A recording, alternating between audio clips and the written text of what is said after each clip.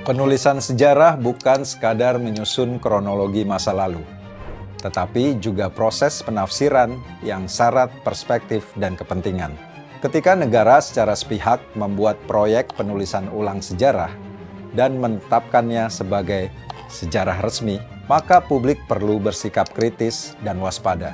Berikut adalah alasan mengapa proyek ini patut kita kritisi.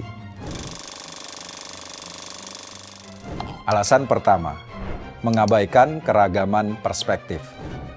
Sejarah adalah ruang tafsir yang terbuka.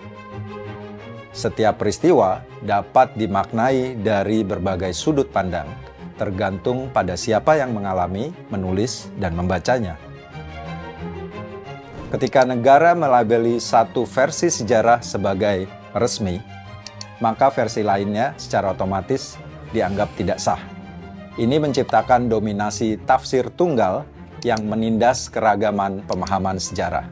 Model seperti ini mengingatkan kita pada praktik era Orde Baru, di mana sejarah ditulis secara selektif untuk menopang legitimasi kekuasaan.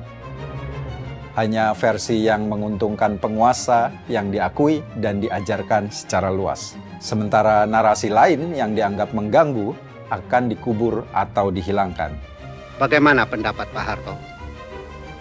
Saya percaya dan yakin Tuhan selalu bersama kita.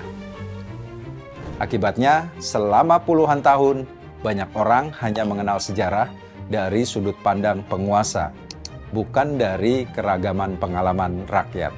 Mengulang pola ini berarti menghidupkan kembali warisan otoriter dalam pengelolaan ingatan kolektif bangsa.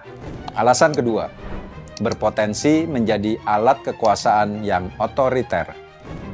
Dalam banyak contoh, rezim otoriter kerap menggunakan sejarah sebagai alat pembenaran kekuasaan. Pemerintah Nazi Jerman misalnya, sejarah ditulis ulang untuk membangun mitos ras Arya sebagai ras paling unggul, lalu menjustifikasi kebijakan diskriminatif hingga praktik genosida. Di Uni Soviet, era Stalin, sejarah dimanipulasi menghapus tokoh-tokoh yang dianggap berseberangan dan hanya menonjolkan narasi kejayaan Partai Komunis. Dalam banyak kasus, sejarah dijadikan alat indoktrinasi dan pembentukan loyalitas semu terhadap negara, dan bukan sebagai ruang refleksi yang jujur terhadap masa lalu. Jika sejarah disusun untuk melayani kekuasaan, maka yang dihasilkan bukan pengetahuan yang memerdekakan, melainkan propaganda yang membungkam. Itulah bahaya besar ketika negara mengambil alih penulisan sejarah secara sepihak dan menegaskan satu versi resmi. Ia membuka jalan menuju pola pikir otoriter yang mengancam demokrasi dan kebebasan berpikir. Alasan yang ketiga, membahayakan upaya pengungkapan kebenaran. Ketika sejarah kelam seperti pelanggaran hak asasi manusia dihilangkan dari narasi resmi, maka yang terjadi adalah pemutihan sejarah.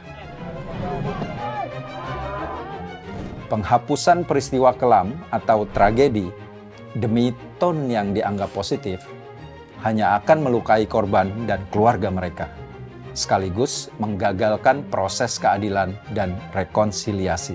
Dan tone yang akan kita harapkan juga tone-nya lebih netral dan lebih positif. Polemik mencuat ketika Menteri Kebudayaan menyebut bahwa perkosaan massal dalam kerusuhan Mei 1998 hanyalah rumor. Pernyataan tersebut bukan hanya meremehkan bukti-bukti yang telah dikumpulkan oleh lembaga resmi dan tim pencari fakta independen, tetapi juga menunjukkan kecenderungan untuk menyingkirkan bagian kelam sejarah dari ingatan kolektif.